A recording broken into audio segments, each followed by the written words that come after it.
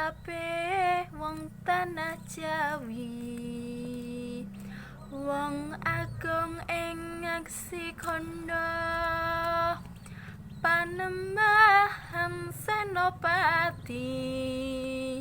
Kapati Amarsuti,